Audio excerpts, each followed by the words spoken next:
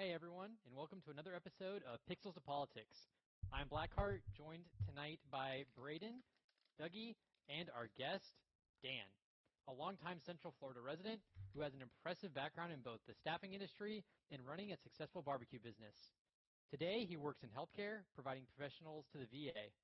Dan is also active in Rotary International and will be the president-elect for the Avalon Park Club in 2024. Dan, how are you doing today? Doing great. Thanks, guys. Appreciate you having me on tonight. Yeah, thank you for being here. Of course. Sure. So Dan, would you like to tell us a bit about yourself and kind of a little bit more detail about your background and sort of your professional journey? Yeah, I sure can. Thanks. Thanks again for having me, guys. Yeah, so I started, I guess back in like '93. I made a venture down to Orlando. Personal reasons, just to get out of South Dakota. It seemed like there wasn't too much going on back then in the early '90s. And I had an uncle down here in Orlando, and I was like, well, where's a better place to go to find a restaurant job? Because that's what I had done kind of when I got out of school to figure out what I wanted to be. So I drove up and down 436, kind of bullshitted my way into a couple of jobs. One of them was a pretty cool little bartending gig in a Mexican joint there, Amigos in Winter Park, if anybody's been there before. Gone closed, locked it up probably 15 years ago, but a really fun time in the 90s for a hang. So that was fun. I met my wife there. She was at UCF, about 7 years younger than me. I'm this 26, 7-year-old bartender, still not figuring out what's up. And the sorority girl comes walking in there looking for some part-time work. And one thing led to another, and I think she fell in love with my kid because I had moved down here. My son was here. And I needed to come down and just kind of figure that out. So long and the short of it was, Jen graduated college, needed a place to stay while she figured out where she's going to work in Orlando. And I said, well, just come stay with me because my roommates were leaving. Stay for a month or so, and then, whatever you find, you find. And that was, God, maybe like 27 years ago or something like that. So we've been together since. But she helped introduce me to some people that she went to school with at UCF. I just wasn't getting the connection, I wasn't really finding anything I wanted to do, and I didn't want to slide into a car sales job or an insurance sales job or whatever. I wanted to, do something that kind of meant something, and it made a few bucks. So she turned me on to some guys that got me introduced to the staffing industry. And I didn't know what it was, but it was, let's say if you put it in a blender, it's half a bartender, half a PI, have somebody that can kind of keep a conversation going and get people's interest in believing that you can do something for them. And I was good at it, and I did it a career for almost 19 years. And through those 19 years, I raised 6 kids, and I got them all through high school, and hopefully I made a difference for most. And after about like 16 years, it's kind of like the industry started to shift. My specialty was telecommunications. So all the cell phones that run through all the towers around here, from Ocala down to Tampa, I had my hands on it from 1993 until about 2014 or 15. Provided all the talent to all of the tower workers and all of the networks that were here, Sprint, Verizon, name them all. It was like shooting fish in a barrel, and I was lucky enough to have a really lucrative career through it. Kind of one of those jobs where it's like, okay, I've got, 30 grand laying around and I've already invested in everything else. What else is out there to do with it? It was that kind of money, just insane kind of money. And, and then life kind of made some moves and some changes, and thankfully we had the buffer to get through that part of it and get some people into some spaces that really meant something to us. And then I started having a heart problem. So about the last year and a half of my career, I spent it wondering if this is the right thing for me. And I'm that kind of guy that I'm not going to tell you if I'm hurting. I'm not going to tell you if I'm sick. I'm really transparent to that stuff. But it got to a point where I was driving to work, and I go down the 408, and right as my office on the corner of Church and Orange, the best property in town on the 6th floor, window overlooking everything. Just unbelievable gig. But, dude, I pressed on that glass like 10 times just to see if I could go through it. it was like that. It's like I just don't know if I could sustain this. The market was changing. Telecommunications was set. It was all moving to this IP-based network stuff and Cisco-based and all these backbones that didn't involve my specialty. It's almost like a payphone salesman. Like shit, no one's buying those son of bitches anymore. Now we have cell phones, right? Yeah. So I did well in the transition. It was cool. Uh, there wasn't enough. I had heart surgery. I was sitting on the couch for about 12 weeks, and my wife said, "What do you want to do?" And I always had thrown really big parties, like really big parties, hundreds of people, I can and see we'd being good bar. at throwing big parties. Dude, it was crazy. Like 200, 300 people, and Oh yeah. I kept buying more as like barbecue equipment. My back patio started looking like that old Sanford and Son, metal rigging, charcoal everywhere. But dude, the smells, like people would walk by and just wrench their necks at it. Or I'd light the smoke where I knew in the morning it would just fog out the whole neighborhood, and I'd see the cars going through with their lights, and I would just laugh like a fucking 10-year-old because I thought it was just so cool that I was doing that. It, I so sorry. I hate to jump in, but so Uncle. Sorry, I could go forever. I'm sorry. No, no, you're perfect. You're my uncle, and you. I unfortunately didn't get to be a part of your life, or you be a part of my life until um, I think I was like 13 or 14. That's how I remember Yeah. anyway. And you were the first positive male figure in my life, by the way. The first one I met, and I was like, oh, this is what a man should be. This is what it should look like. Nice. Most people who know me know that it was a little rough growing up. So I just want to start with that. But the food level, the food game that he provided every night was insane. I don't. Before then, like you know, it was mostly fast food, and I can't with the food. The food was so good. I literally feel like I was in heaven tonight. It was so awesome to always have something different. And he's just very well known in the neighborhood and just around as like that. Like, bro, you gotta have his food. So when he did throw parties, I'm sure people showed up just to try the food. Like, it was awesome. The food was amazing. It still is amazing, obviously, but yeah. Sorry, I just need to toot your horn because I don't think you're gonna do it enough. Thank you. Thanks, Dougie. Yeah, thanks, man. I came from a background of old German women, right? One of my grandmothers was a Hofmaster, and that was her maiden name. And she was from southeast Missouri, where a lot of German descent kind of immigrated to as a part of the country before they moved down into Texas. And then I have another side of me that's Appalachia. So Williamsburg, southeastern Kentucky, generations within 5 miles of each other, 3 generations deep, big Sunday dinners, fried you name it, sides crazy, homemade everything. And my uncle and stuff, they've one of my uncles wrote like 4 or 5 cookbooks, and we're talking like old-fashioned old lady recipes. He ran this radio show in Iowa, and it was called the Recipe Line or something like that. And these old gals would call in, and he started writing down the recipes, and then he just was like, hell, I'm just going to sell some books, and threw them in books. And these recipes that I have aren't like your recipes you'd read today. They're like, throw this over your shoulder into the pan and get a handful of this lard and use mace. And I'm like, mace is for blinding people, but it's a spice that you use, or sumac. I mean, just crazy shit.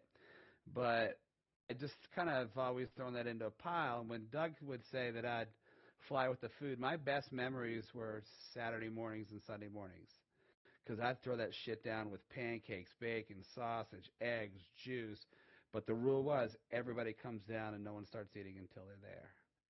But when you're running 5, 6 kids around the table most of the time, and it's a small ass table. It wasn't like we had a big rectangle table. This was round on purpose, so everybody could be right on top of each other and just kind of be as one. And that was my memory of what you shared there. I appreciate you for that, Doug. No, I appreciate you. That was the difference was insane. It was truly insane. Um, didn't have a male figure at all, and Hmm. food wasn't always stable. You know, we were it, whatever. It is what it is. But Yeah. to always have food there and in such large quantities, was awesome. And then on top of that, just such a variety and it tasting good. Like we couldn't stay. Yeah. I mean, sorry. Sorry, go ahead. No, no, no. Go. The food is the bait for the conversation, right? Yeah. Like if you can't provide something that's going to bring them to the table, no one's going to be talking to each other. And it was always, I mean, just like in that conversation, dude, when you guys were little, parlayed to this last weekend. This last weekend, we had all the kids over. One of the kids was moving down south, and it was just time for everybody to get together. But the way that you guys all talk with each other, it just sounds like once it starts rolling, it sounds like music to me. And it's the same music that I heard when you were little kids. It's just, there's no other way to describe it. It's just fantastic to be able to file it and pull it when it shows up and respect it and just fucking suck it up. You know what I'm saying? Oh yeah. It hasn't changed. I mean, we're it's what like 15 years later now. It hasn't changed. It's still the same. Yeah. It has not changed. Everyone's got to show up. Everyone's got to eat the food. Everyone knows. Yeah, So yeah, yeah. yeah. All right. But Right. Well, I'm actually kind of curious. You talked a bit about your time as like a recruiter, right? You spent 19 years sort of doing that for. Was it just like any business that you kind of like helped work for to like get people to work, or was it like a specific business, or how'd that work? Yeah, no, so I worked for a company that the parent company at the time was called Aerotech, and they evolved into Allegis Group. And that company there is the largest staffing company in the world. They staff everything. They're based out of Baltimore. We're very siloed sellers. So when I say I was there for 19 years and I sold telecom, I did that for 15 or 16 of the years. My customers were all the carriers. And you really don't see them unless you start kind of looking for them, and then they just hit you in the face. There's AT&T in Lake Mary. There's Verizon that's downtown. There's Sprint that was there. There's T-Mobile that's down there in Maitland. I mean, all the carriers are around, and all their integrators and providers are here too. So my world was just satisfying what their needs, and it was done at a national level, parlayed with what I was doing locally to build those relationships. So we captured a lot of national business. So I would do anything from cable techs, guys that ran wire into buildings, all the way up to network engineers, project managers. Never really like C-level stuff. All that was handled, internally corporate. But those guys had so many projects, they just couldn't staff them. They had to find the talent elsewhere, and the seeds were planted long before I got there. And I was that dude who was like, hey, man, as long as I stick around long enough, they're going to give me the opportunity to move up. And I'm not going to move because I'm not going to give those relationships to anybody. I fostered those for years.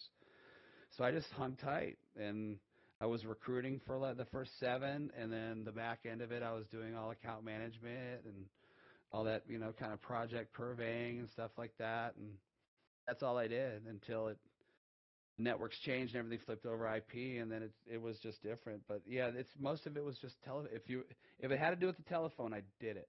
That was what I supported. Right. And then after that's kind of when you moved into barbecuing, correct, for a little bit? Yeah, so the cool thing about where I worked and the way that they, kind of gave you stock, it's a private company, so you get these private shares, and they sort of stack them up for you, and to keep you around, they park them, and you don't get them until you leave, and then they break them out to you over 18 months, and they give you a big chunk in the beginning and a big chunk in the end, and they give you little slices in between. So they're hedging their bets that you won't, because that's all through the non-compete. If I break the non-compete, they keep it. So I was like, okay, what can I do? What's a Like, what could that? non-compete? Okay, so non-compete is if I work for Peters Telecom across the street, uh, and I worked for them for 20 years, and I throw a bunch of stock that's worth, thousands and thousands, $100,000. If I go across the street the next week to Paul's Telecom and I start competing against the customers they had serving Peter, that's my non-compete. I'm breaking my non-compete. So my company was really good at writing non-competes. I had national work through my cabling stuff. I would place people in Los Angeles, and I'd place people in little tiny truck stop towns called Rattlesnake City, Arizona. So my non-compete had mileage spaces to it. So any ring of 100 miles around where I ever placed somebody through my entire career couldn't do the work that I did prior with the company that I was with. And when I started mapping it, it was like slices of North Dakota I could work in, or just barren places in Texas. So I had to do something that was totally outside of what I did to ensure that I got my stock investment that I had earned. Does that make sense? Yeah, who determines, I guess, if you break your non-compete clause? Like, let's say, yeah, you worked for this like staffing company, and like, let's say you work in like human resources or hiring for, I don't know, random company. Let's say Walmart. Uh-huh. Like, can your company be like, oh, well, you're staffing for Walmart? That's you're breaking your non-compete clause, or is it like the government that has to be like, oh, actually that is or isn't, or how does that work? It wasn't the skill set. Oh, no, I'm sorry. It wasn't the it was the skill set that what they wanted me to protect. I couldn't sell telecom services anywhere again for 18 months. But if Walmart came to me and said, "I need you to staff me guys that hang T-shirts," I can do that all day. I could recruit. I just couldn't recruit the skill set that I knew for 20 years. Gotcha. But like, Makes who sense? would I guess try to like I guess claim that you did Oh, break? dude. Is it the They're company that does, watchdogs. or My company has watchdogs, and they all watch. And I've heard stories that, you know, someone would see somebody working somewhere on LinkedIn, and they'd report it, and they'd dig on it, and they'd uncover it, and the company would keep it because they'd say, "We'll sue us for it." In their right mind, it'd be several thousands of dollars to go after that. 9 times out of 10, so people just fucking give up. You know what I mean? It's yep? that's the cutthroaty corporate shit. Like stuff's like, you'd really do that to me, and sometimes that'd be somebody you knew, like somebody you knew for years, and they fucked you because they just were too loyal to the company. I'm telling you, dude, guys walked around with tattoos of our logo, and I would see that shit and be like, put it on your forehead. Get that shit off your arm. You want to go deep? Put it on your forehead. It's That's crazy shit. crazy. Like that's crazy shit. But listen, man, I can't judge. That homie might have come from nothing, and this company made something of him, and he gave 110% back to it. But that's extreme to put a fucking like AT&T logo on your arm. It's like big, like big. I see big shit of that stuff. I'm like, you better hope they don't change the logo. You know? I guess it shouldn't be that surprising with like how popular Elon and Tesla is. I'm sure there's tons of bozos who run around with the Tesla logo printed on their forehead or their arm. It's even worse. They have it printed on their cars.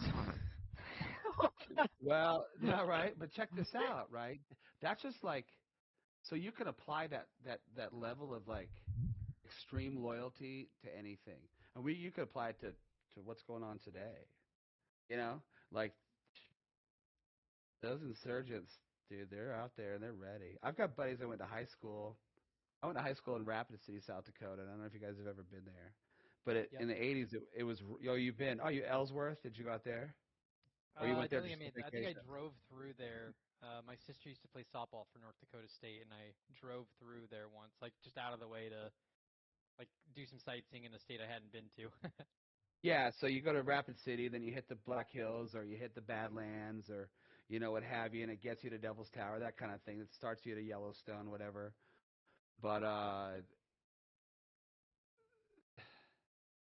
Rapid City, I forget where I was going with this. The um, logos, the oh logos for yeah, people's the brand The loyalty. AT&T bikers. Yeah, the hit uh, spot. I'm sorry, I totally lost my train of thought.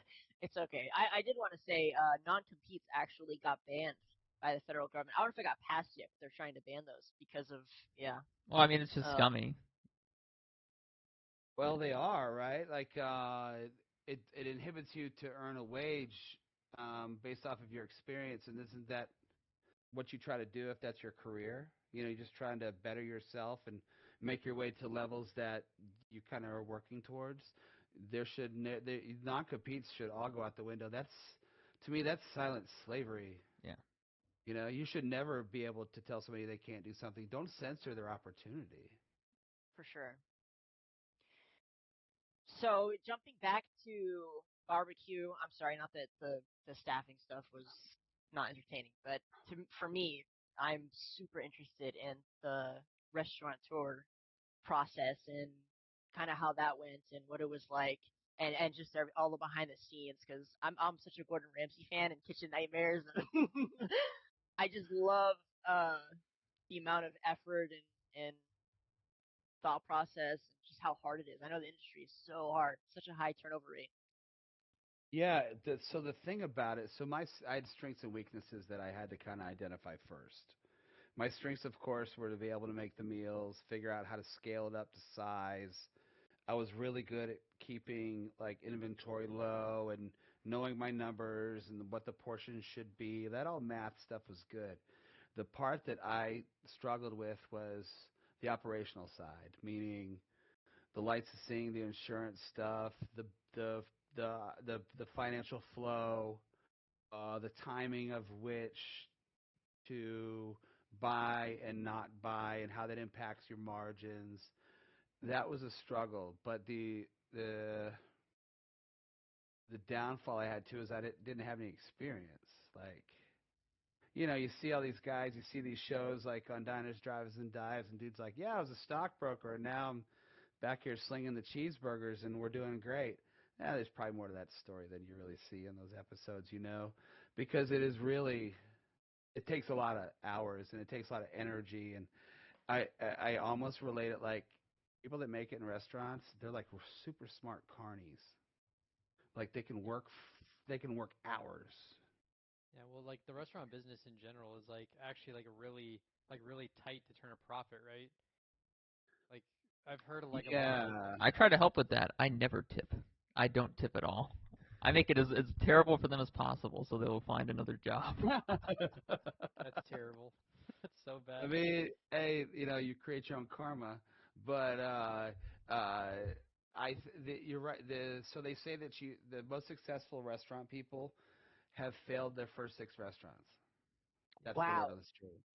wow. Yeah, you just I've got to because you're learning. It's like you don't go to school to learn this shit. They've got the what's it called, Cordon Bleu academies and Johnson and Wales and all that stuff. And even here, UCF has a fantastic hospitality program, the Rosen program. The Rosen hotels here. I don't know if you guys Yeah.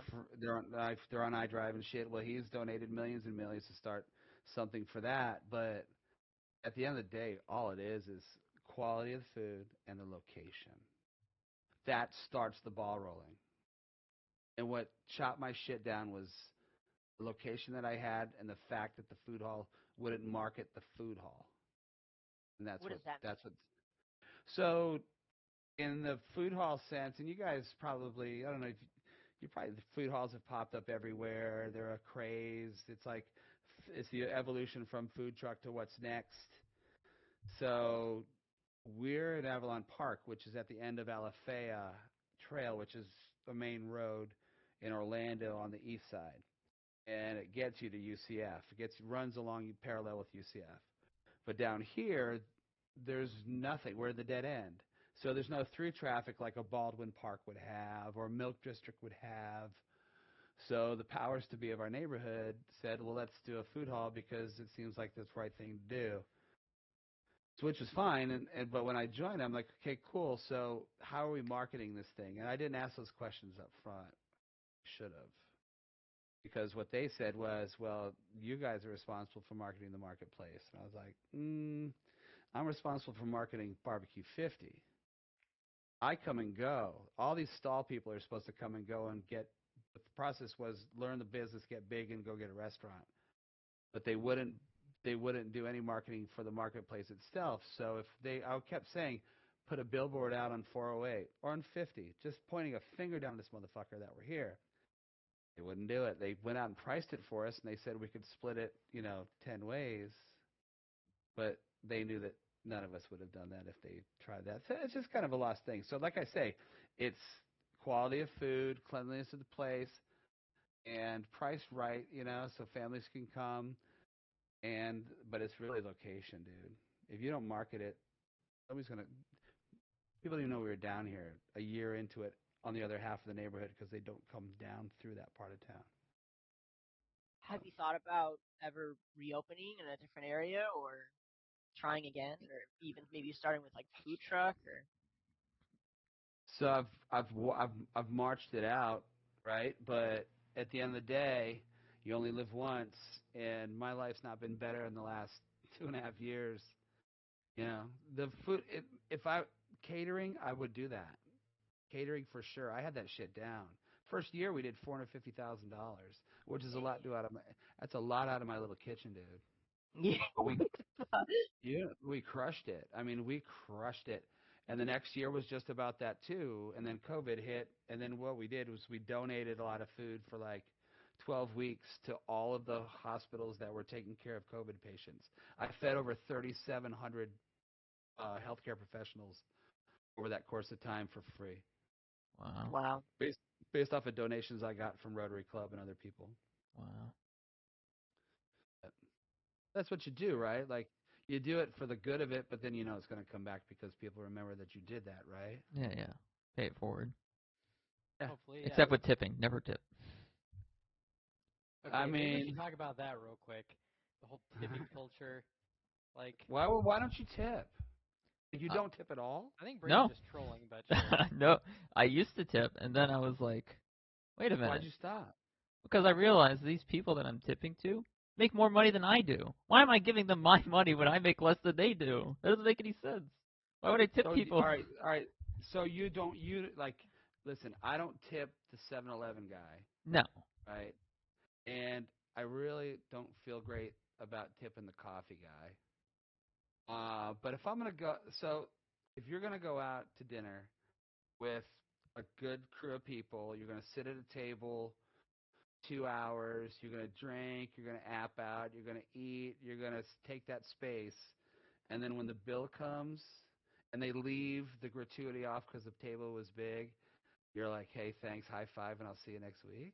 No, I don't say anything to them. I just leave. Oh God, it's gonna come get you, dude. Are you the guy that gets the flat tires from the nails when the houses are built in your neighborhood? That's gonna come get you, dude. No, I have hit like a wooden plank though. I have hit a wooden plank before, and it took out one of my tires. That's it. But no, it's like, because like I make less than they do. Like I've met servers because I work in a strip club, and a lot of the women there are like servers and waitresses before they work as like a dancer or as a server at a strip club. And they're talking like, oh, I had such a slow night. I made only like 200. I'm like, 200? That's like half of what I make in a week. Like, what the fuck? But are you showing your dick at your job, dude? No. I'm saying that these servers and waitresses were making 200 at like an Outback or like an Olive Garden. Oh. Yeah, like before they worked at the club. Oh, so you're the guy that says, hey, you're making too much. I'm gonna do my best to kind of cap that. Yeah, like they make more than I do. Like they'll make like what they make in a night is probably half of what I make in a week. You know what I mean? So it's like, okay, cool. So then, all right, wait. So let me ask you a question. Yeah. Let's say you scratched off $5 million. Are you tipping? No. Oh, I got nothing. I just won the lottery. Why would I throw it all away on a tip? Here's a tip. Get a job. Hey, listen. You gotta have good weather and bad. You have to have bad weather to know that the weather is good because there has to be a difference. So you don't tip, that's fine. There's other people that will tip. Yep. So you're just kind of contributing to the mean. Right? Exactly. Like for example, if I go to dinner with 6 people to go to like a Roadhouse or something, and like the other 5 will tip, I'm not gonna tip. But the reality of it is, the server isn't gonna care because my other 5 friends tips because I knew they would tip, and so I just walk out of there. Do they know that you're not tipping? No, they do. Brayden, this would come as no surprise whatsoever to anybody within the friend group at all. This is normal. This is some typical behavior from him. So What can I ask what you do? What do you mean? What's your job? I mean, you make money. I mean, you're making something. So, oh, at the club. That's Yeah. your club. And it's a family job, so you can't take a lot. Do you take tips there? Nope. I don't receive any Never. tips. Okay, then I see it. Yeah. You're jaded. You're jaded. I mean, I'm not jaded. I don't hate people that make more money than me. But I you mean, should get part of those tips. If you're contributing to the success of the club, right, then you should get a cut of that payback. Like they do the girls tip back their bartenders? yeah. Do the girls tip back the DJ? Yeah. Do the girls tip back the doorman? Yeah. Is your Wait, job as why? important as your job as important as those three people? Yeah. I'd say so. Then you deserve a cut, my brother. You I don't might change your mind. see. That's one of the things that I'll disagree with you on. I don't believe in the word deserve. I actually hate the word deserve. I think it's the stupidest word in the dictionary. One of them. All right, then I'll pull that fucker out. You've earned your part of the cut. If they get it, you should get it too. No, I don't believe in You've that. earned it. I've You don't earned. like earning? I think earning is dependent upon what the dictators will give you. Because that's what I work in. I work in a dictatorship, and the dictator decides what happens. And so if the dictator doesn't It's a family member too. correct, it's a dictatorship. So I don't get to make those kinds. There's no such thing as earned. If I'm given $1 an hour, I should be grateful. That's how it is. If that makes any sense. Really? Yes. If I'm given $1 an hour, I should be grateful. Uncle I A-Rod. never complain. I never complain. I don't complain about a damn thing. I never make any excuses either. Two things I will never do. So I know the second I do, I'm gonna get my ass reamed. So can't complain, can't make excuses. Two things I can never do. Is that a lesson learned decision? I Or mean, that's how you're built? it's, Now, it's do you say it's how you built, you better be really good about that. it's kind of more of like a lesson learned thing, because it's like because I've complained and I've made excuses in the past. Didn't help me one bit. It just made things worse. So I've learned just cut those two things out. Anytime something gets asked of me, okay, I do it. That's pretty much it. Like I said, I'm pretty much just a slave.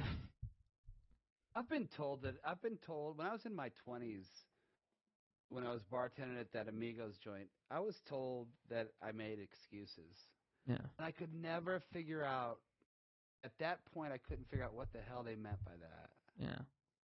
And then I got to a point where I was like ultra the other side. I was falling on the sword all over the place. And that just looked sloppy. Yeah.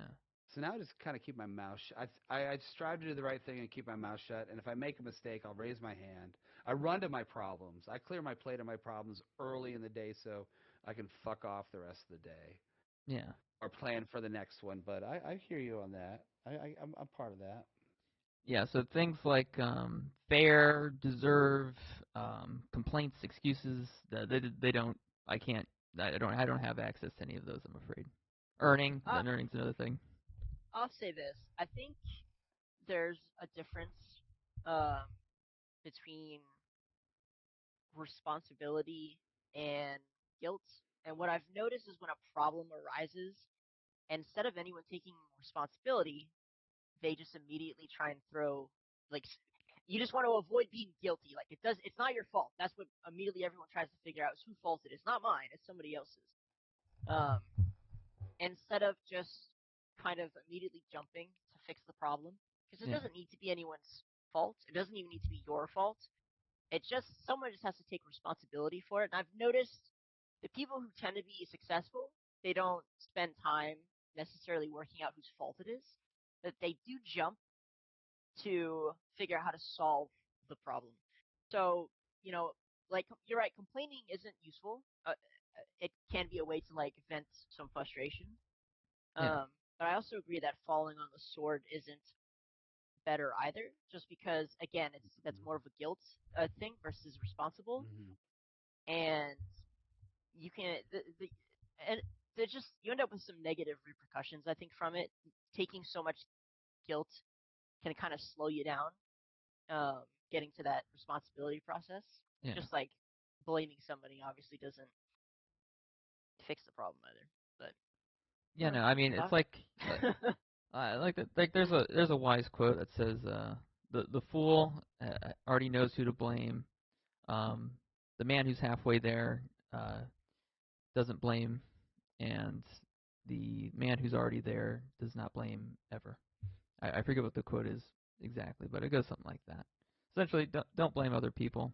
Just try to focus on fixing the problems in front of you, Yeah, which is kind of what I try to for do. sure. People like, and people will try to like piss you off. Like everyone has like an ego, and so I kind of just like toss that to the side. I just get rid of it because it just causes me problems.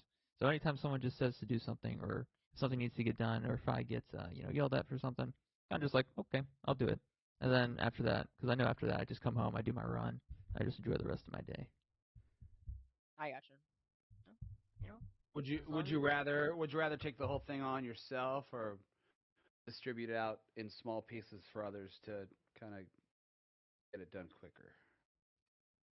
I mean, it all depends. Like, are they going to do it properly? Are they going to, like for example, we had someone come in today to do something that I could have done in like a few minutes, but they spent like, and the dude's like a $40 an hour type of like IT guy or whatever, and they paid him to come in here and do it. They could have asked me to do it, and I could have done it in 2 minutes.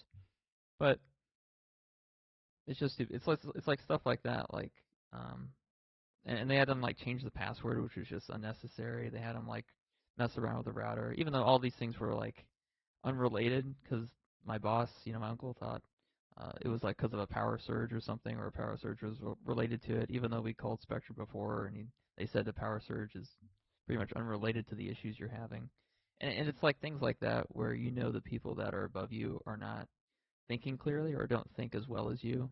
Like, and it's one of those issues where upper management is the always right person. They are always right, even when they're wrong. They're always right.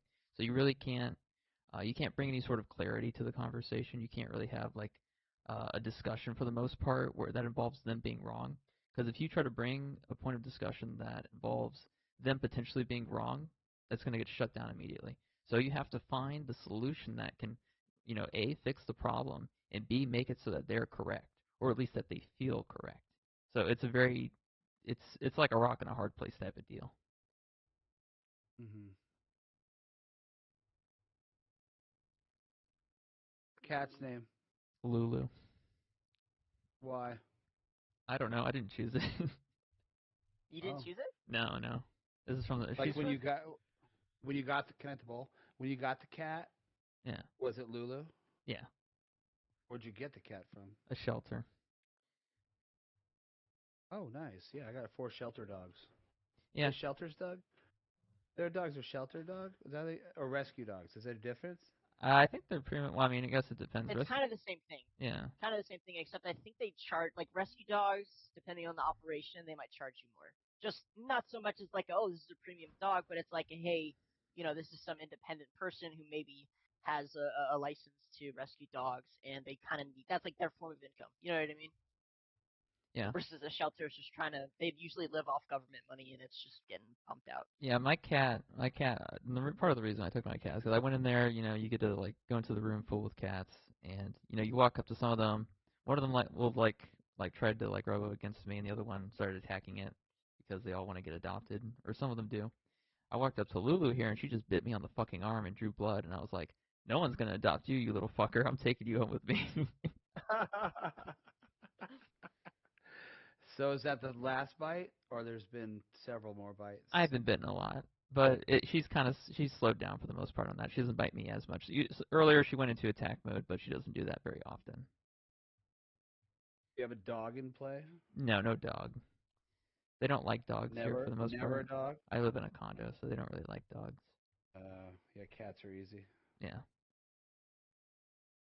yeah, easy to take care of. Yep. She's a sweetheart though for the most part. Right now she's trying to go into yep, So she's going into attack mode. Yep.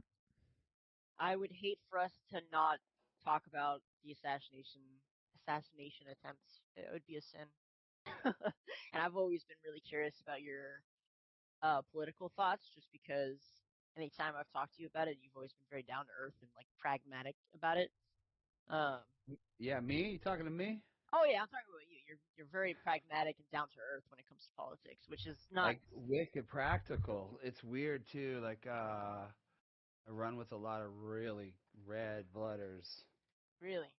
Yeah. Oh yeah. Like wicked red. Like they're my but I'm in that age now where my buddy's kids are starting to move out and the houses are too big and they're looking for the next place to go and everybody's going Alabama. They're moving. Everybody's going red as shit. And it's funny. I don't get approached a lot. It's not. I wouldn't even call it like mid frequent. But especially when I had, well, no, it's always kind of been like I made a lot of money, but I've never had a conservative edge. I came from parents that were very democratic based ish, I guess. Like, but they were never they were never like supporters. Like they were never like going to rallies and shit like that. And when I was a kid, I worked for a couple of political drives, more just to get out of school. But I supported Senator Tom Daschle, who was a Democrat who eventually became our minority whip in the 90s and 2000s. That was kind of cool. I remember going to see a couple presidential candidates kind of come through. My buddy's mom was a Democratic delegate for the state of South Dakota, so I just kind of rode his coattails to all this different shit, and half the time it was because a bunch of girls too, whatever there. But I always felt like my political views were my views, and I don't really ever get.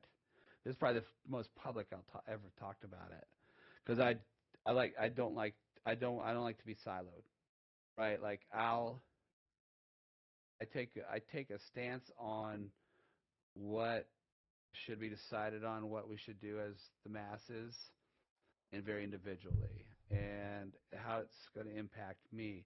And there's a lot of times I won't vote on shit. I'll leave it open because I'm not the guy that's like, well, I got to pick one. No, I'll just leave that fucker to somebody else. Um, I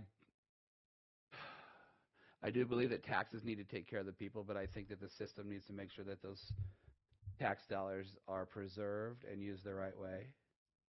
I believe in the death penalty. Uh, That's based. I believe that you make a buck, you earn a buck, and if I make more money, you shouldn't take more out of my pocket because I'm making more. I think there should be a cap. I think that there should be more of a better quality of health care provisions for the folks that live in our country, and I think that those that um, do all the right things should reap more benefits. I don't like the bloodsuckers. I don't like the folks that take advantage of the system and make more money sitting at home because they figured out how to do that. That burns me up. So there's like pieces of me. My pie has different colors to it, and it's really every deal is just individual. How it really impacts my brain, and I'm the kind of guy that I'll chirp it a little bit. I won't chirp just a bitch. I'll chirp because I have a stand on it. I something that I mean, I've only just recently taken interest in politics, maybe within the past like 2 years, where I've gotten kind of super into it. Um, and one of the questions I have is like, is this normal? Like, we just had an assassination attempt. Is there like a time to worry? Like, we have got like, Russia's invaded Ukraine. We've got the war in the Middle East. Like, is this normal worldly behavior? Is this normal American politics? Like, the It's a news good obviously. question. Yeah, sorry. Go ahead. Go ahead. No, for sure. So I'll explain it as I heard it the day after Trump was grazed.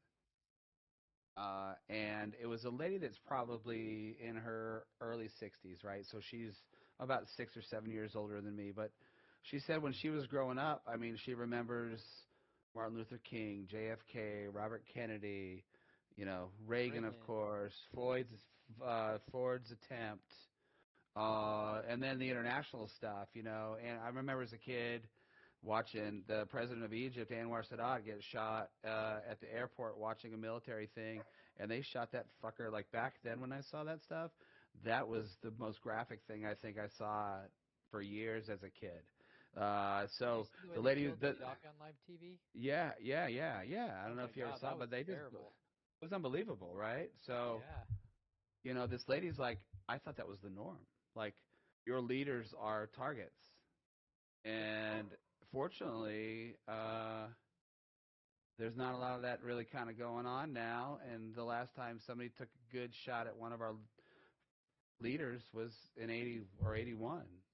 And that's 45 years, 46 years ago. I mean, there Do I was the think one that, guy who threw the shoe at George W. Bush. well, right, remember that? Yeah, kind of olayed it to her, right? But here's what I think. Like, there's going to be so much more of this.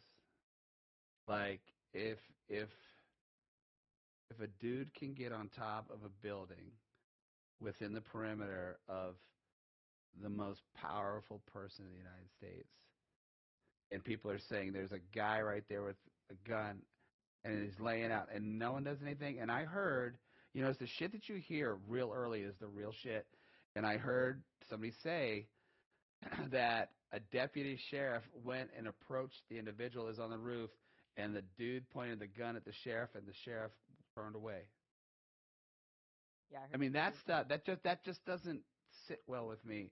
So, listen, nothing for nothing, and this better not go any like, well, it's going to be out there for whatever.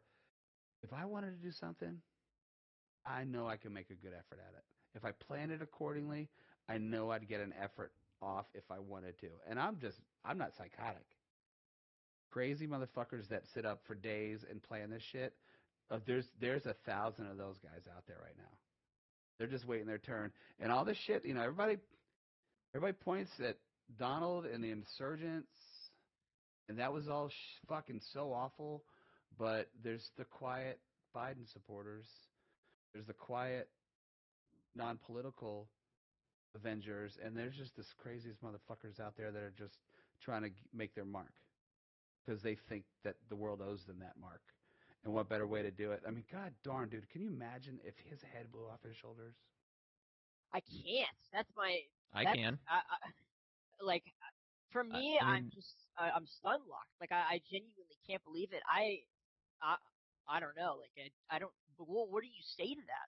Like we have a potential candidate he gets killed live on TV. Like I mean that's insane. No, like am I crazy or is that one of the most insane historical events in U.S. history? I'm like no. That listen. would be. I think it. Sorry, go ahead, Braden. No, no, I mean, this happened with JFK, and everyone was freaking out Sure. when it happened to JFK, right? Because he's going around his little stage car, and he gets fucking shot in the head, right? It happens. You get shot in the head, you die, and obviously, Trump didn't die this time, but it was an attempt, right?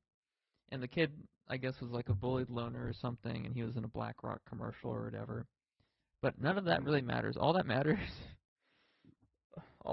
is that we protect Israel. Israel's benefits are what matters here. So it doesn't matter if it's Biden or Trump. We all have to stand united for Israel here. And we need to stop any anti-Semitism. And unfortunately, I don't know if Trump is an anti-Semite or not. And that would depend upon whether or not the shooters are justified in going after Trump. But as long as we protect Israel. You can go ahead, Brian. Yeah, I mean, like, I don't know if I'd call it like, oh, this is like an earth-shattering moment in American history. Um, just because, I mean, we've had leaders be assassinated or have attempted assassinations before. I mean, we have Secret Service for a reason. We wouldn't have Secret Service if this wasn't like an expected thing, you know? And even in countries that don't have as many guns as us have this problem. Like Japan, one of the most low crime, like well-behaved countries in the world. Their prime minister was like assassinated, what, like 2, 3 years ago? Dude Yeah. gets shot once. The crowd's like, what the heck is that? And then the killer like shoots again a second time after like a 5 second pause just to make sure he got him. It's just like, I mean, this happens anywhere and everywhere, and it'll continue to happen everywhere and anywhere. Doesn't matter how like peaceful you all are as a country, or how sane you are. There will always be a 0.0001% chance or higher that someone's going to try to take out your leader because they are targets and they stand for something. And when you stand for something and you're a public figure that shares opinions, you open yourself up to someone disagreeing with you. And, 99% of the time that can be a peaceful disagreement, but there's always that chance that it's going to be I hate you so much I want to kill you because you said you stand for the very thing that I hate with my entire soul, or I want attention, or I want to be remembered forever, or I'm just at a point where I don't care anymore and I want to take as many people down with me as I can. Whatever the reason is, right? Like, it can be anything, but there's always going to be a chance that someone's going to want to kill you if you're a public figure. That's why celebrities have security details. Like, any celebrity that's worth a damn has a security detail, even if they're like the nicest people ever, because like that doesn't even stop you from people wanting to kill you. Like, you could be like just the kindest person ever, and some sicko maybe is like, I want to kill you because I want to watch the world burn. You could be Jesus Christ. Yeah, that is true. Yeah, they killed him. Well, I would say the top 50 business leaders in the country have a protection as well. That's the world we live in. Yeah. If you've got power, you need to be protected. That's true. I think Trump did not have the best protection, though. And you'd think he would, considering he had the Secret Service on his side. But somehow they managed to miss a 20-year-old guy going on a roof that was in plain sight. Did you hear that the county sheriff of that part of Pennsylvania came on and said that the executive protection order did not want them to be involved? Which, that is such bullshit. Who gives a fuck if the goddamn guy sees a guy up there with a gun and he's carrying a badge and a gun and he turns his back to it? Is there motive there? I mean, to be fair, motive. Put yourself in the shoes of a sheriff. If someone's pointing fingers saying, "Hey, there's a dude with a gun on top of the roof over there," right? And I'm the sheriff. I'm like, alrighty, what in tarnation's going on over here? And some dude fucking on the roof just starts pointing a fucking AR at me. I'm gonna be like, nope, and I'm gonna walk away too. To be honest with you. It's like the elementary school in Texas, right?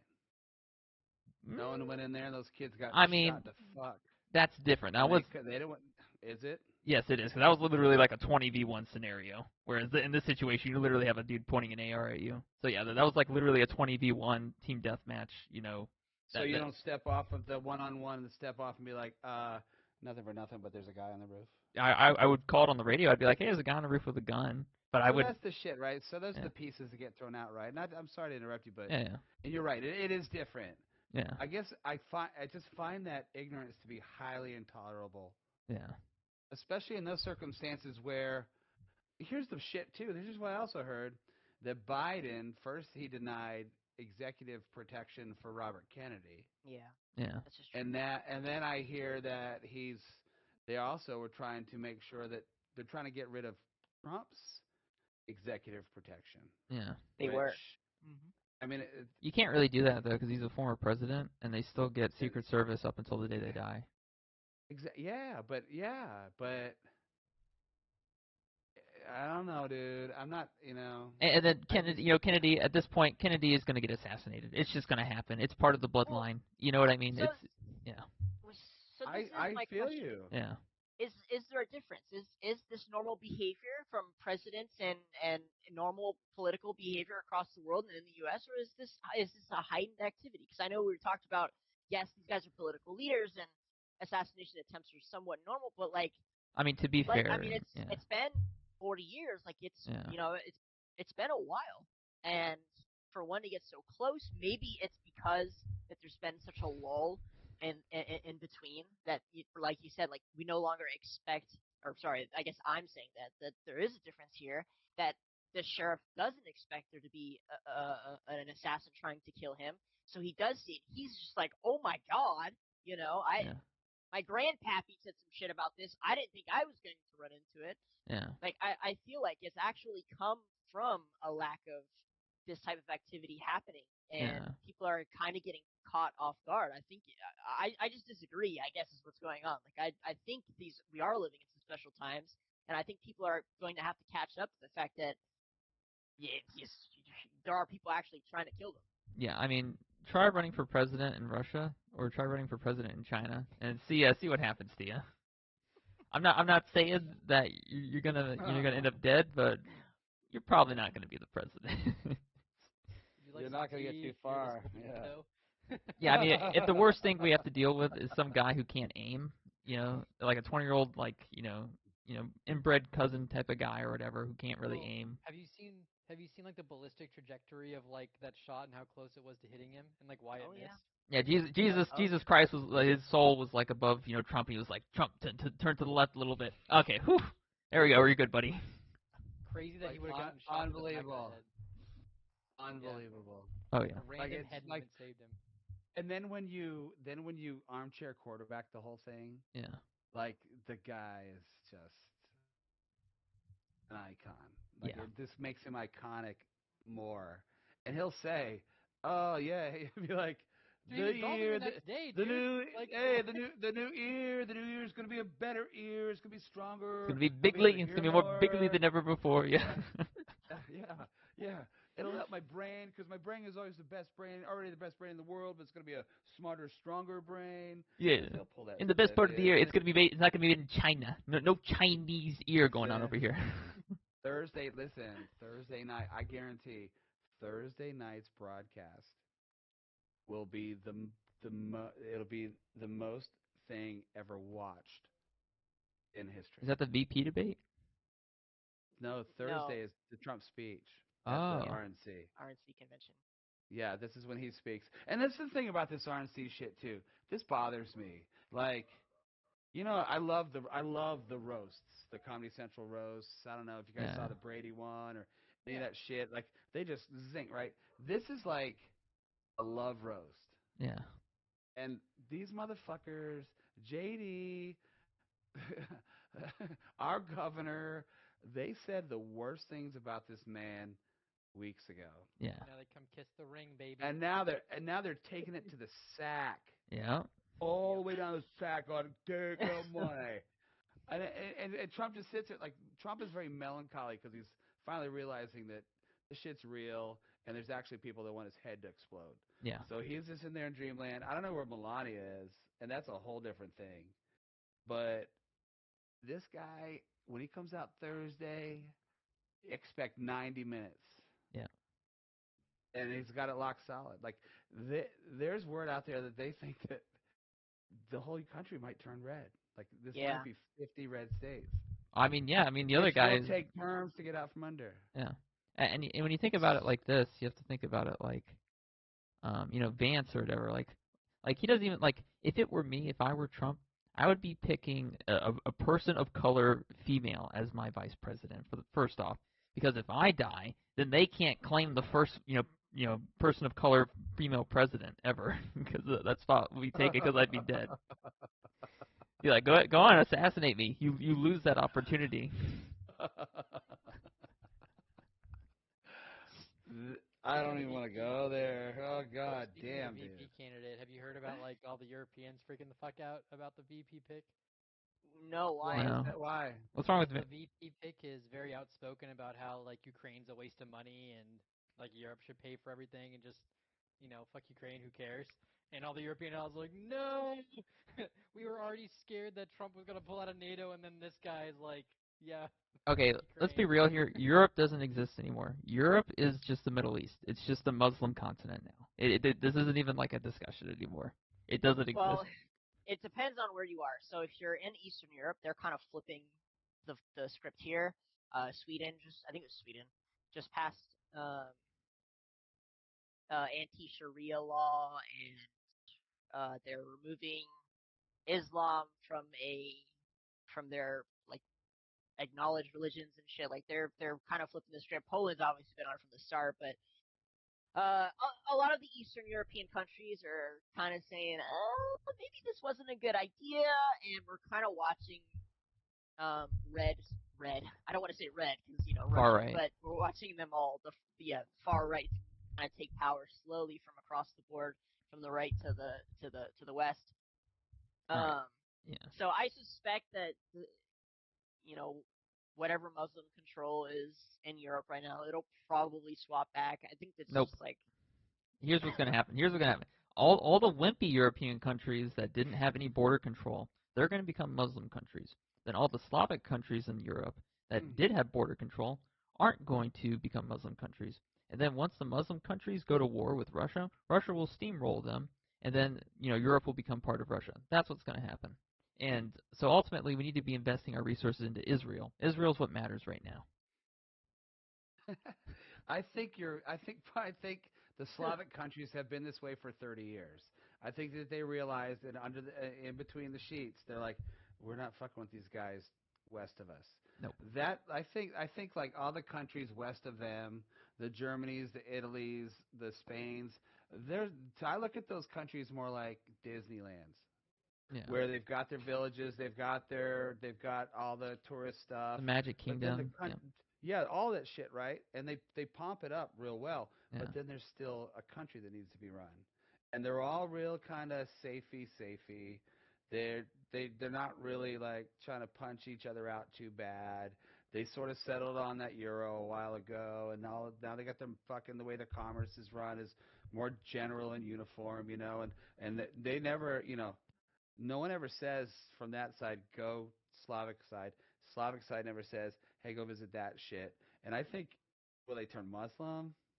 Yeah. I mean, I think that England, London, all that is kind of already there. Well, And Paris. I think as it goes like this, right? Yeah. So they're going to push into each other, but there's so much old money, dude. Yeah. And they're not going to fight anymore. Like, no European countries are going to have those Western ones. They're not going to have battles like they did Germany and shit. And this isn't going to happen. Yeah. Sorry, go ahead. No, go ahead. Okay. America will not understand this until like 20 years from now, where the NATO agreement is still in effect, and instead of Mr. Bellington, it's Sharid that shows up to the UN National Convention, right? And then they start to realize, oh wait a minute, this NATO agreement isn't going to work out anymore because we're not getting the finances out of this that we were beforehand, because now it's under Islamic control. So at that point, it's just going to become a non-issue. It's not like NATO's going to be America is just going to be like, hey, we're getting the hell out of this thing. Well, that's the whole Trump and JD Yeah. stance, right? That's like their whole thing. Yeah, exactly. Sorry, Ryan, you wanted to say? Yeah, go ahead, Ryan. Yeah, so I want to talk for a second about the irony behind Britain's immigration problem, and Brexit. So when they were doing Brexit, right, there were like a couple of main points, but the economy is the one that gets put in American media a lot, just because that's like a relatable topic. But the other issue that they had was immigration. So the EU has something called the Schengen Arrangement, which, for those that have never heard of it before, is basically an agreement that the exterior countries of the EU that border foreign powers are responsible for basically immigration policy between countries. So, for example, like in the U.S., right, we don't have to go through customs or anything going from like Florida to Alabama or Florida to Georgia, right? Because we're a part of the United States and whatever. So the EU kind of functions like that, where each country in the EU is basically its own like U.S. state in terms of immigration. You can go between them freely. Like if you have a passport for like Germany, you can go to Italy without a problem. However, when you have foreigners coming in, primarily like over the border or whatever, the exterior countries are the ones that are in charge of basically making sure other people can't get into the EU from outside and like bumming it out or getting without a visa or whatever. So what happens is those interior countries pay the exterior countries extra to help protect the border, but some of those countries basically misallocate that money or pocket it or just aren't getting the bang for their buck they need to protect their borders and like let people in that they shouldn't be letting in. So that was like a big reason. Like London and Britain used to like blame the EU for a lot of immigrants coming in that were like, oh, like Greece isn't holding their fair share, keeping the Libyans out, or Italy's not doing it right, or whoever they wanted to blame. So when they left the EU and became responsible for their own immigration policy, they still have a ton of immigrants coming in because they're fucking up their own immigration policy. So I just thought that was very ironic. That it seems like the problem's gotten worse since they've left the EU. even though that was one of the sticking points where they were like, oh, the EU's fucking us over, blah blah blah, we need to leave it, and now they're like fucking themselves over. It's pretty ironic. Is it just too late? Did they just pull out too late for them?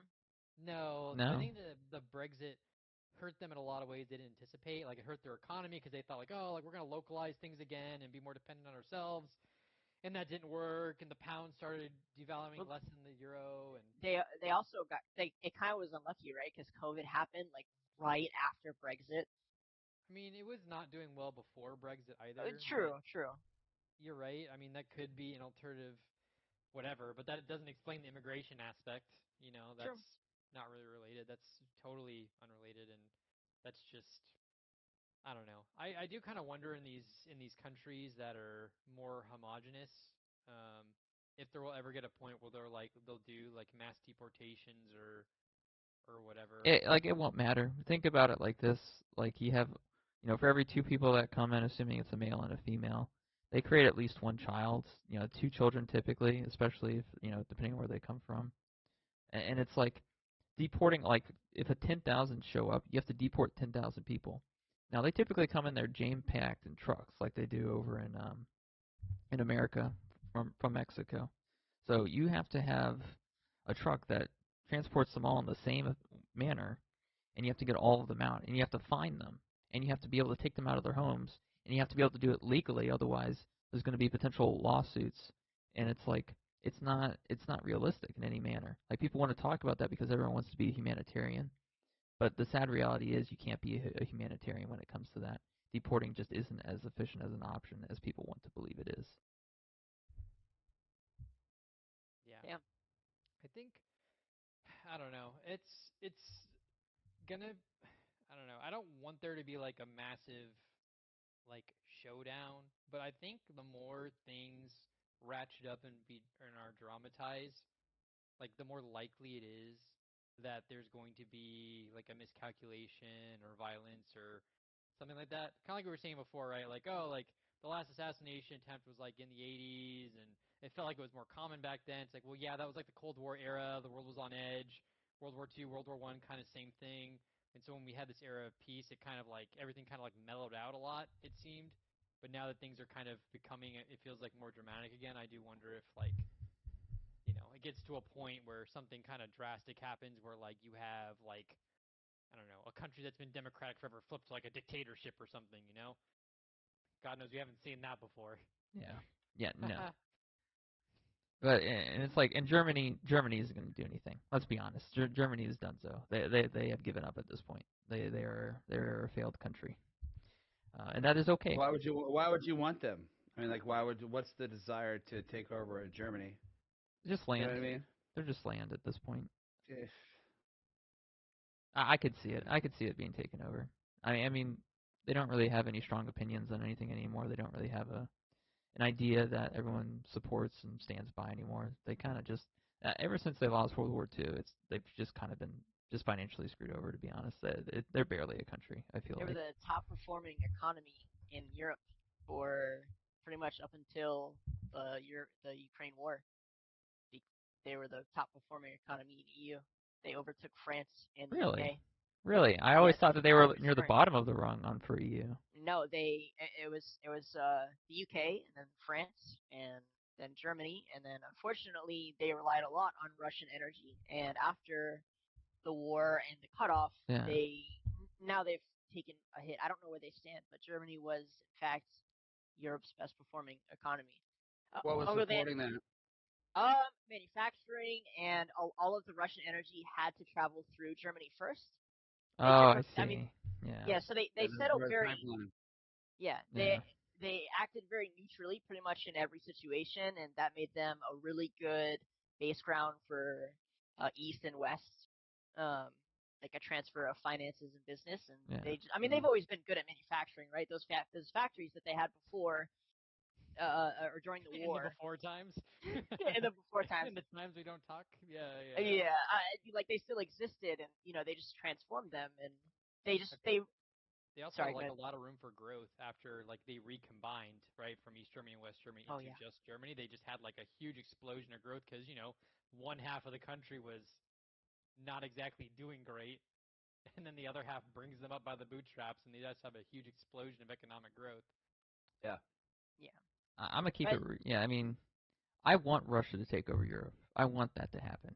Like, I want everyone playing Counter Strike and Dota 2 and saying Privyet and Sukabled on like a daily basis, right? And then I want Israel. So once we we put all of our resources in Israel, we can take over the Middle East because I want to live in Dubai. I just don't have to pay the prices that they charge over there. And the only way we can do that, Live in Dubai. it's nice. Have you ever been to Dubai? It's a really nice No, place. I just feel like everything that is like shown about Dubai is just like propaganda, like touristy stuff. Right? Like everywhere looks amazing in the tourist ads, but in actuality, it's just all ass. No, it's a nice place. It's not bad. It's one of the Is wealthier cities. is there slum in Dubai? I mean, there's slums oh yeah, everywhere, but yeah, it's It, very. They pretty much operate on slave labor. So I mean, you have not pretty much. They literally operate on slave labor.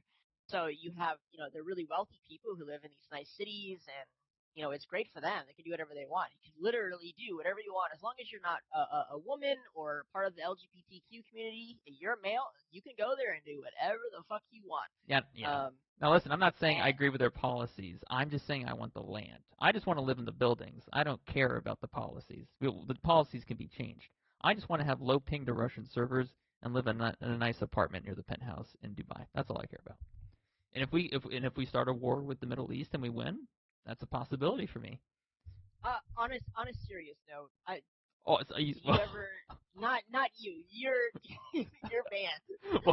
Um, do you ever worry about the war, the Israel Palestine stuff, the Ukraine Russia stuff? How do you feel about that? I'm very curious because obviously you lived through the Bush stuff and kind of that era of America. Is this reminiscent of that? Like, I mean, so yeah, I mean, I've been through. So when I was a kid, right, we didn't have to deal with a lot of. There was post Vietnam. There was no war going on. Everything was cold. The biggest conflict that I can remember was in the 70s, 80s with the Iran hostage situation, and that was more just like whose dick is bigger than the others. So there really wasn't a lot of fight to it. But then when this Desert Storm stuff started, Mm. and I was in college, I was in my early 20s, I was following the Grateful Dead. I wasn't into anything that was really that umbrella of worry. I was living the opposite culture. Um, but for that to go on, how long was that? War like 25 years or something like that, and some will yeah, still say it's still kind of shaking out. What's going on now in our world with the two kind of biggest deals? I hate to say this, dude. It doesn't impact me the way other things do. So my opinion, I don't prioritize my opinion to it. What That's I I'd will, love what to hear it. okay, so but I will say, here's what I'll say. There's more to. I'm not. This isn't a derogatory comment, but hostages that were taken and the things that I saw and the visuals that I got of people taken from music festivals and their houses and the conditions of what they were looked like when they were thrown in the backs of trucks, like women with blood and shit in their pants, not knowing how that got there, but part of it made me think that they shit their pants to protect themselves from getting raped. That's the kind of crap that fucking bothers the crap out of me. But then when the hostages come out, they look healthier than they did going in. Like I respect the care from what I hear. I respect the care that the hostage keepers are basically just kind of boarding these folks. But then I'm like, all right, where's the fucking 5,000 babies? You know what I mean? Mm. So the four of us are not exposed to exactly what's going on in the temple oh where it is and the priority of how those folks are treated. So the war. I take the war out of it. It's more the humane kind of observation that I have, which sickens me. But thank the Lord I live in the United States where it doesn't go on our soil this way. There's other things that we have to worry about, but not worried about my neighborhood getting disheveled, dude. Can you imagine? Like you at one point in time, your streets were sidewalks, streets, and buildings, and now it's just fucking concrete rebel and dogs and garbage and just the worst. People just cutting each other for shit, rotten food that's getting thrown off the back of a truck. They get fucking 2% of that donation, and where that goes. You see where they broke all the fucking barges and shit to get the food into them, just because the leadership wanted to be dicks. I don't like, and it's funny because the humane, like, I don't know what, it's not Amnesty International, but it's that level of humanity, strength. That shit's non-existent anymore. Mm. Like, I don't hear it, I don't see it. It's like, it's just so political. Like, Yeah. there's no good, like all the good feel shit you hear is that dude that did the kitchens where the bombs came in the cars and killed the people that are transporting the food just to feed them. He's got a restaurant down in Disney, and I forget the guy's name. It's beside me, but he's the global kitchen guy. That seems like the only effort that's really going out to help these people. It's frustrating. Mm. I feel It's like a lot of sad that, to me. unfortunately, a lot of that stopped because, like, in some of the conflicts that were happening in like the 70s, 80s, 90s, a lot of that food that was getting sent in made for civilians were like getting like taken by warlords to feed troops, and then like the civilians Always don't get that. any of it. So like a lot of those orgs just were like, well, like why the fuck are we bothering? We're just giving food to terrorists or to thieves and warlords at this point. Like we're not getting it to the people that need it. And we don't have the logistics or the protection to get it to where it needs to go into a war zone like that. So if you're not getting it from like a military, then you're not getting it from anyone. And then if you're getting it from a military, it's like, you know, not no, what military in the world is really doing that besides the American military, and that's just, you know, Well, the shit of that is, so when I was a kid, Ethiopia was a big deal. Starvation was a big deal. And they always show the commercials of the kids with the flies and the big heads and the whole damn 9 yards to want you to donate. And then that USA for Africa kick went, We Are the World song, and that really spiked and springboarded a lot of financial support to get people food. That's what happened. That happened then. That's in the early 80s. The food got there, but it got stuck in roadblocks and political, crossroads that they wouldn't let the people, and all the food went to hell. Mm. It's always been that way. So it's like, all right, wait a minute. You know, let's slow down for a second. Yeah. Let's get the pack of money for the food, but let's spend half that money on figuring out how to get it safely to where it needs to go. And it doesn't go that way for some stupid ass reason. Yeah. But again, that's what it is, I suppose. Yeah, I mean, from my perspective, and I've seen some absolutely heinous things. I've seen the most evil things you could ever think of. Then the things you couldn't think of, I've seen as well.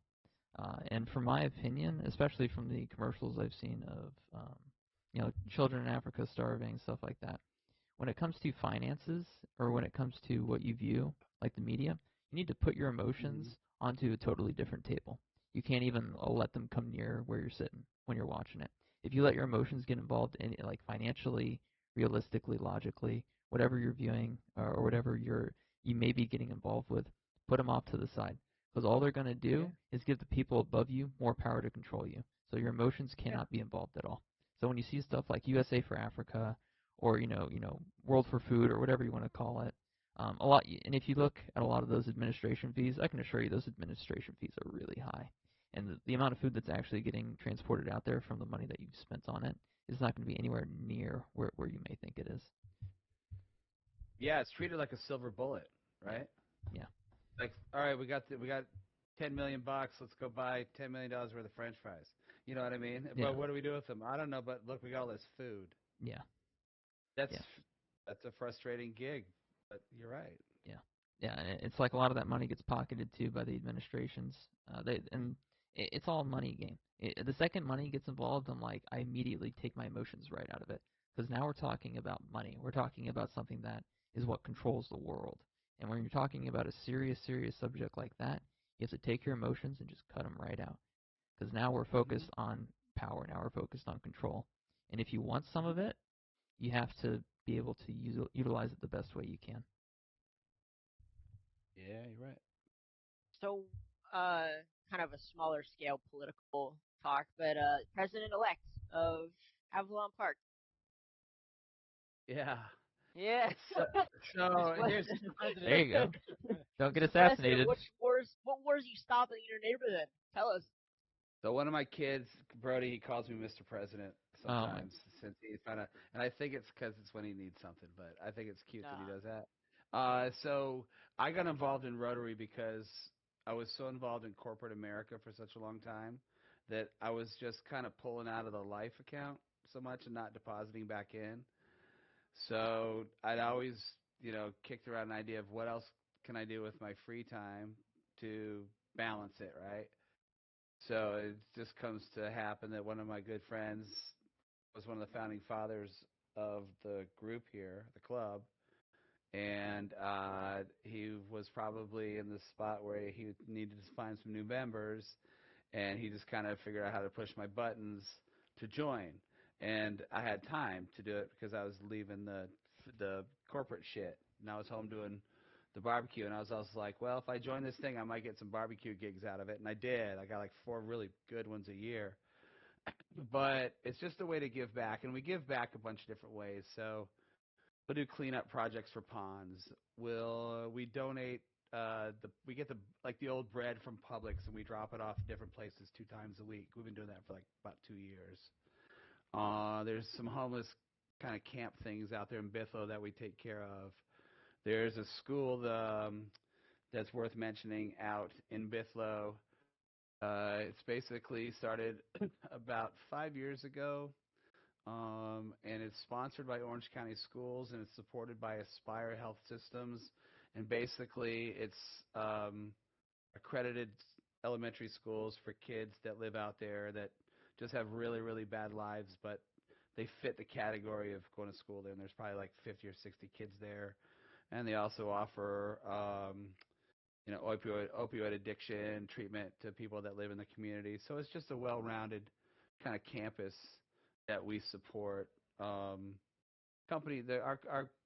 group seems to always kind of center around drinking, so we do a big a beer kind of festival once a year. We do a big poker thing that's coming up in August.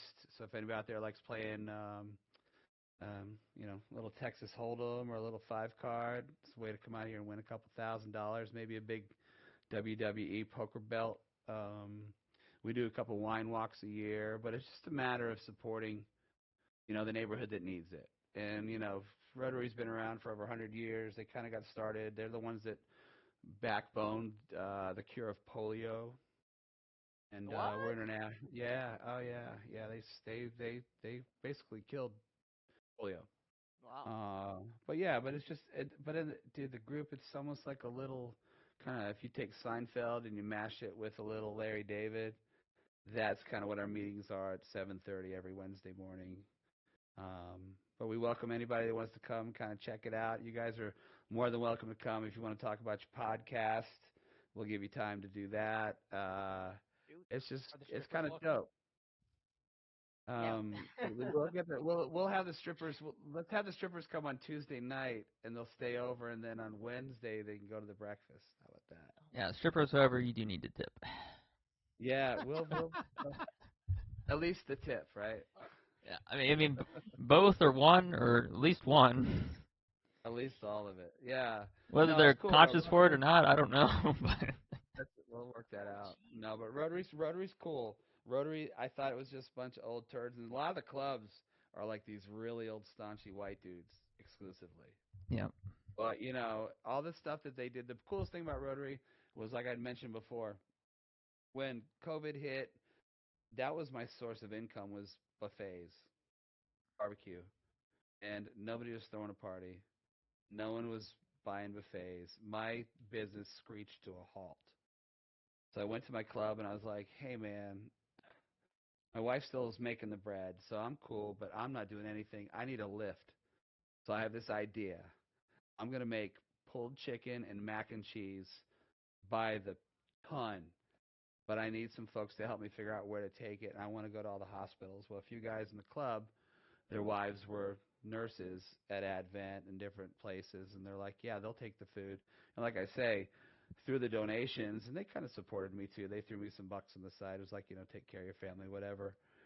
and we fed like almost 3,800 people in about 8 weeks. It was before business started picking back up. So for that, I'm forever grateful to them. And they nominated me and named me the Rotarian of the Year of my first full year in the club, which I thought was pretty dope. It's awesome. So to move to this president-elect shit, I'm really scared. To be honest, I'm a wingman. I'm not. My biggest father failure was I took over my youngest kid's Cub Scout troop and I quit in 2 weeks. We had the uniforms and everything, Brody. Yeah, I sacked it. I just couldn't do it. I couldn't do it. Whatever. You know, I took it on for the real reason that I need to challenge myself to be a better leader. So I have a whole year to get ready, and I hope I serve at least as good as the guy that's doing it now. He's kind of a joker, so I think I'll be all right. Yeah. I like that. That's awesome. Just make sure there's no you guys know, on the you roof. know what? You know they say who I look like? Everybody got a doppelganger? Has anybody ever told you guys you look like somebody? Yes. I often get told that I look like a rock star, and no, it doesn't. Nobody's It's never been said this. that to you ever, Dougie. Stop lying. No one's talking to you, dude. Nobody's talking to you right now. Stop. Yeah. I'm speaking. What? I'm speaking. Wow, Ryan got shut down. LOL. But I've been told Yeah, I look like a rock star, never the same one. And I couldn't name any because I don't know any. But they would walk up, and it'd always be some dude with black nail polish and long hair, and clearly they did a lot of weed and other. Kind of like drugs you look a little like from this advantage point. You look like a little like the lead singer of Korn. Oh yeah, well I'm gonna go see Korn in September, so Okay. that's pretty funny. Try to get in You might backstage. wanna- Hey, dude, this is my set. You know what I mean? But- Yeah, that's mine.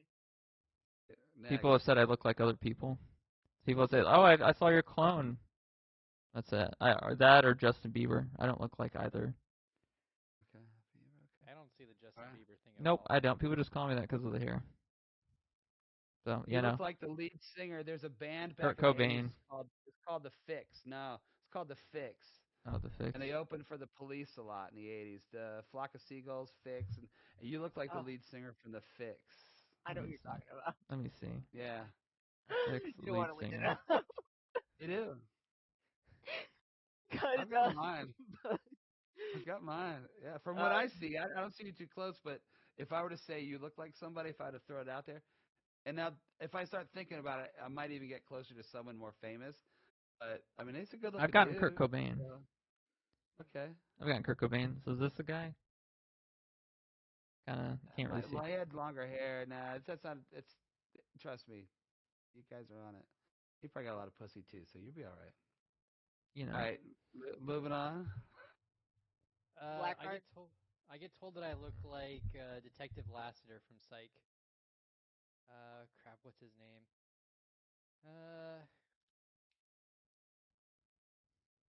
His name is Timothy Amundsen. No, Okay. yeah, that is him. Yeah. Timothy Amundsen.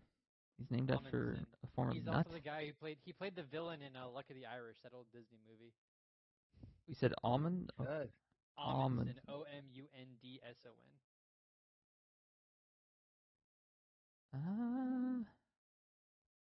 I used to get that a lot more when I was a bit younger, but Okay, let me. I mean, most of these he has like a beard. You don't really have a beard. no, he doesn't. He didn't used to have a beard like Yeah. when he was on Psych or Luck of the Irish. I can kind of see it. Yeah, a little bit. Yeah. Yeah, I can kind You of know see that that. isn't that wild how that changes though? Like Yeah. when I was younger, I looked a lot like Phil Mickelson, the golfer. It's But only now that as I've different. gotten older, I don't know if you guys know who this motherfucker's name.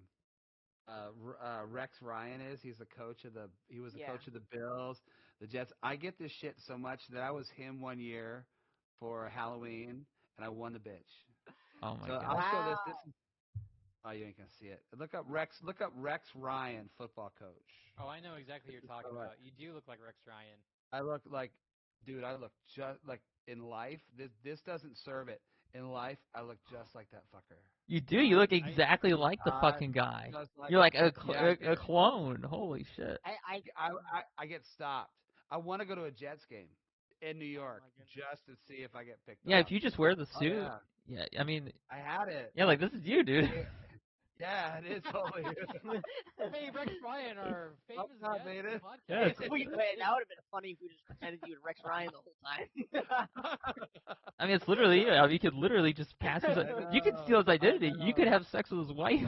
You could do whatever you want. Just show me a picture first. I'm swear, dude. It's unbelievable. Oh man. All right. So Do we have any more questions for our guest?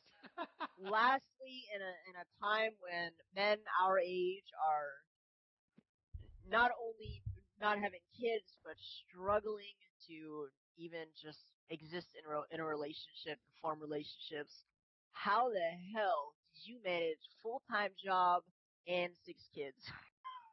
Talk about that experience. I compartmentalized my life. Smart. When I got home, I turned off work. I couldn't carry it on. I couldn't carry, and through when I started doing staffing, we didn't have cell phones. They just started coming out. We had these DOS databases that were green dotted shit. Our resumes weren't on the software that we used. They were file cabinets as long as the hallway, categorized in numbers, and those were codes for the job shit. I went through the whole transformation of manual to automated ATS type shit. So I knew that once I started, you guys and all the kids start coming around, that's when cell phones were in, emails going. I could work from my phone kind of as much as I could without it being too weird. But I knew that I had to view the same attention quality that I gave the job, but I couldn't blend it. And you guys were kind of the break from the job, and the job was kind of the break from you guys, if that makes sense. Sure. Yeah. And seriously, you could map my career, and the years that I made the most money were the years that I had most stress in my life. Wow. Was going through Wow. the transition of bringing you guys in, was going through some of the changes with when my dad died, going through some of the changes of accepting some changes in my life that are really personal to me. I would just tunnel into work when I could.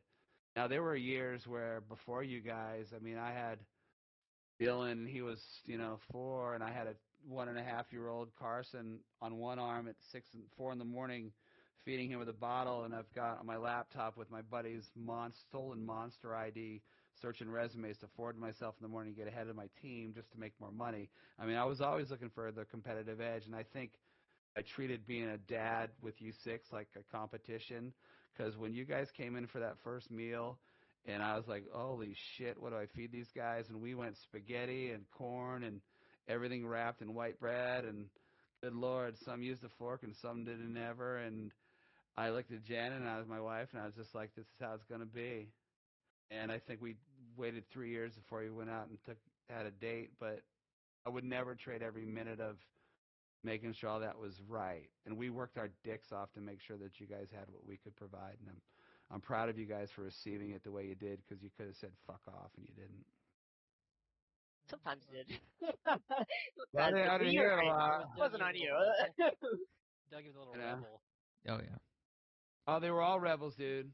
Every one of them had their own rebellion, and it was different degrees, and it was slow rolling, and it was like, where the fuck did that come from? But I would always encourage each one of them to be themselves and test the market on how much their personality and brains could get them places, and they've all done super stuff. I'm proud of every one of them the same. If only they all played League as much as Doug has, then they'd all be rock stars. Well, dude, if they all played music, then I could have the fucking band out there, and I could be maybe catching a couple bucks. Could have the off of Jackson 5. something, dude. Something. I mean, there was enough. It was great watching them growing up and kind of really kind of knowing who each other were, because they were thrown together and they could have beat the shit out of each other, and they really. But but you really welcome each other, and this is a big old house too, so when you needed to hide you could, but most of the time when you all were younger, y'all kind of were just a pack of 6 going different places, and that made it easy. I honestly will say, when I talk to other people who have siblings, most of them do not have the relationship that we have with each other. It's usually not even close. And I'll talk with people, and they'll just be like, oh, I haven't talked to my sibling in 2 years, 3 years, 4 years, 5 years, sometimes more, and I'm just like, that's so crazy. Like I have such like interpersonal relationship with almost all of my siblings. It's insane to me that people aren't as close. So it's funny you say that because like we all are pretty different in origin. Came into each other's lives at different times, spent different amount of times, and it's just kind of been irrelevant. Like I just have such a close relationship. I've always been very thankful for that. It's always been I never realized. I thought that was just something everyone experienced, but I've realized, only in the past like 2-3 years that like kind of lucky, it's just kind of lucky. So, Well, I think the way that Jen and I decided to approach raising you guys kind of evolved. We were really kind of the first kid always kind of gets the test run right, so they get it the brunt. And then when that first one looks down to the sixth one and they see how that's going, they can't believe that we've changed so much. But I'm like, you raise kids for 18 years, and when you're on the 18th year, you're going to give in a bunch. But what we've always encouraged is you guys just to be yourselves, and we're very, I don't want to call it liberal because I hate that word, but we're real open to whatever you guys want to do, you can do it, and you can do it under this roof with respect. But if you fuck up and you disrespect or you do things that just aren't good for the Common Core, all that shit goes away. You got to earn it back. And I'm not going to tell you how long it takes. You'll know when I'm ready, and that's how I like to operate. That's well, fair. thank you for coming on and sharing your thoughts and opinions and your life experiences, and thank you for being the first real father figure in my life. Dougie, I love you, buddy. Hey, I love you too. I'd do it all over again, and I appreciate you guys for letting me come on. I'll come back anytime just to chit-chat if you got other topics. I really couldn't get too deep into Brixton, but, if you want to start talking some travel, some fun, some weird, your top 5 this and that and another, and just a good social, maybe we all can have a few cocktails and smoke out or whatever, I'm down to hang. For sure. No, that sounds like a good time. We'll definitely set something like that up. I don't drink or smoke. I don't care. You don't have to. I'll take care of that part. We're fine. Heroin, though. Heroin's another thing entirely. Well, it won't be a long show. Not for him, anyway. No. All right, next podcast we're doing at the strip club. No. Oh, for sure. No. Live from Yeah. the strip club. No, we're not. Yeah. No, I've had so many people try to be like, "Oh, LOL, let's play Magic the Gathering at the strip." Like, no, we're not doing anything at the strip club.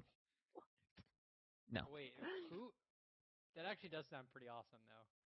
It's not. You have a It loud really ass does. environment, a dark environment. There's a bunch of lights that are just flashing everywhere, and you're sitting there trying to fucking go out like. So what's the stack looking like? We got a pyro blast on your Narset, part of Veils, and then all of a sudden just like a stripper just like bumps into the fucking table and just knocks all the cards over. It's not realistic.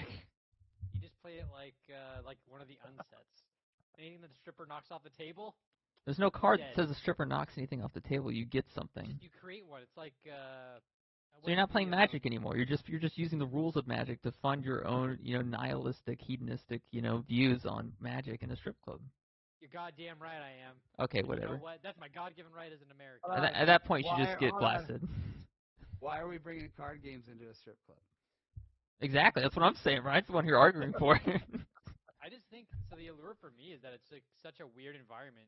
Like it's such a weird mixing of cultures, you know. It's not. It's I just don't agree with him. no. It's not. I It's just a bunch agree. of stupid people that are trying to get drunk and have some titties. Like I don't know what are you talking. Is there something wrong with that? Like, hello? Now, hear me out. Hold on, hear me out. I've been to strip clubs everywhere, right? But it's never with any expectation of leaving with nothing. Yeah. There's so many fucking people that frequent strip clubs that, number one, I don't think the girls that work there would ever date anybody that frequents a strip club or ever really goes in there, right? No. That's Number bullshit. two, unless it's fucking Chloe's in Vegas, no one's getting blown. No one's getting blown. I think unless that's a different story over there. Oh yeah. You know what I mean? So what? It's like I love gambling, right? But I like odds, good odds. Yeah. And there's no good odds at a strip club for a guy like me. No, I mean, you can just walk in. Like for me, and I've gotten lap dances from one of the bartenders, so that's good. That'll probably be an awkward conversation at some point. But I've gotten lap dances from the bartender. It's always best to go on the birthday because they always do like a little birthday event when it's their birthday. So if you go on their birthday, they're always in a good mood, so you know the lap dance is going to be solid, right? What? Yep. Are there strip club babies? Like, is there that? Um, Like I the think baby, like like they're like what do you mean like they're born to the strip club business pretty much? like yeah, well, no, more like Cinnamon the dancer and Nick the Oh, Doberman. And then yeah. there's a baby. There's production. Not that it comes from the strip club, but there are strippers that do have children. That's pretty common. A lot of them are single mothers, I feel like, but that's just the whole. Shit, right? Yeah, I mean, and also you have the issue of just getting too intimate, and it causes workplace problems for sure, especially with Ever the seen anybody? You know what I heard? yeah, This is what I heard about Lido. I remember this now. yeah. Do you remember the show Little House on the Prairie? I do not. I've never seen Yep. that. As a kid, anybody remember that show? Yeah.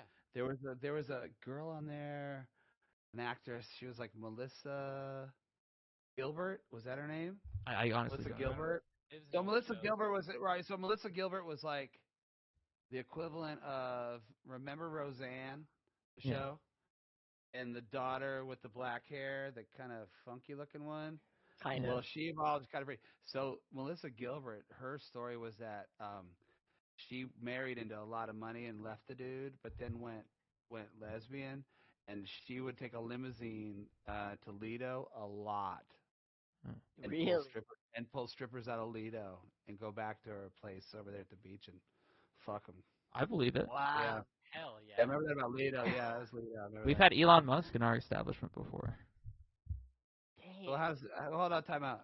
How does what ti like were you there? No, I wasn't there, So unfortunately. how does that? Does he like rent the place out and it's Elon Musk, or Elon Musk slides in with the locals? I think he had security detail with him, from what I know. But I think he pretty much just walked in there, and it's just like a normal night for him because you got to remember SpaceX is right over there. You know, we live near the Cape, Sure, yeah. so he's Okay. been here before for sure. I've heard stories about it. I've never actually been there when he's there because I don't work that late at night. But yeah, Who else? Anybody else that's worth mentioning? I That's think like, do you think there are pictures on the wall like in restaurants, Italian restaurants? It's like no, Harry Carey and the owner or whatever. no, we try to restrict photography as much as possible. Like if it's like one of the dancers taking a picture of themselves, that's fine. But we try to keep everything as private as possible, unless the police is looking for you because you're wanted for murder, in which case we don't yeah. But other than that, no. For the most part, we try to keep everything private. We have had um, I forget which it was a wide receiver or running back for one of the NFL football teams. He showed up at one point, and he dropped like I think a couple grand. I forget which year this was, but this was a few years back. We'll every now and then we'll have um, celebrities that will come in and get dances from the club for sure. Ever run into problems with streamers? People trying to stream girls dancing and that shit. Oh no, they get kicked out so fast. I would kick them out personally. You catch, but that's like a pickoff, easy pickoff, Oh right? yeah, that's easy. Like you're like, hey guys, I'm about to go to a strip club. It's gonna be the best video ever. It's gone wrong in the hood. And they walk inside with the video camera. They'd be like, hey, you gotta put that camera away. And they just keep staring at it. Like, what do you mean, bro? This is a free country. And then at that point, they just get kicked out. You have free country to kick your ass out too, by the way. Yeah, exactly. Yeah, a lot of people don't know that. And it's hilarious. Yeah, they would just get kicked out almost immediately. Wow. Unless it's Mr. Beast. If it's Mr. Beast, then it's okay. But if it's anyone else, then no. No.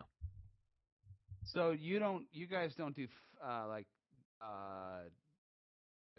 funny money. Like I go to the cage and I give you 100, and you give me 100 Lido bucks, and then there's a percentage pull. Nope. You guys make money just off the bar, I guess, and a cover if there's a cover charge or something. Is that how it works out? Yeah, so essentially what we have is VIP tables, and so that's another big part of it is we'll sell a bottle with the table. So if you want the table, you buy the bottle, and the bottles will be like $150, $200. Some of them get more expensive, and like 500, depending on what you want.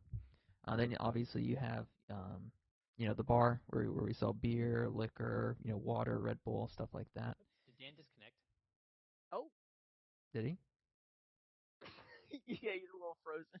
Yes, his ceiling fan is frozen too. Yeah. Well, I cursed it. You did. Yeah, you kind of Yeah. did. All right, fellas. Well, we had like I think like earlier we had a Oh, good he's back. topic. Oh, Yeah.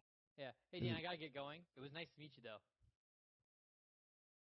Oh, and he froze again. Fuck. oh, Oh, Is that me? yeah, you're back. Yeah, freezing a little bit. Probably just what bandwidth issue. Yeah.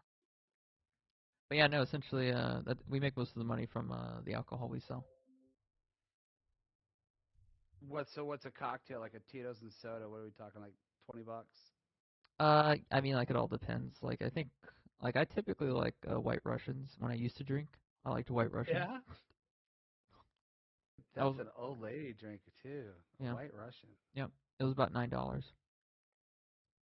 That's about right. Yeah, so I typically tip like $3 and then $8 or like $3 or $4 and then the next. What'd you say? Tip. What'd you say? Tip? I used to tip. I was a tipper at one point, and then COVID happened and everything changed. Hold on. All right, we'll table this one Yeah, because I'm still okay. I'm charting your timeline. yeah.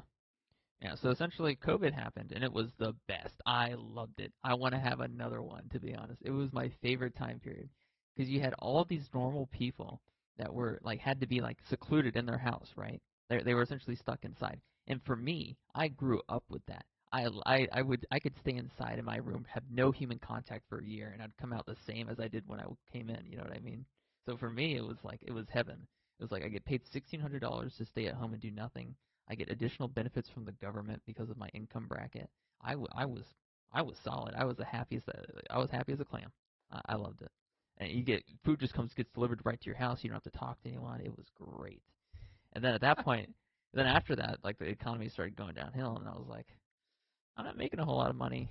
Food is getting expensive, and I'm not going to tip people anymore because they should get a better job because they probably make more than me anyway. And if they really don't like that I don't tip them, well, sucks. You'll never see them because it's COVID. Exactly. Yeah. Shit's everybody's got masks on. Shit's getting dropped off. Yeah. Thank you, Mr. Grow. You probably spit in my food, but joke's on you. That's protein. Depends on the spit. It depends on the spit. Yeah. I mean, obviously, if it's a spit from a British person, it's probably going to have tooth decay in it. But if it's spit, but if it's like normal American spit, I can probably deal with it. You process that? Yeah. They probably have like a pork rind or something stuck in their teeth, and Sometimes. give a little bit of meat off of that.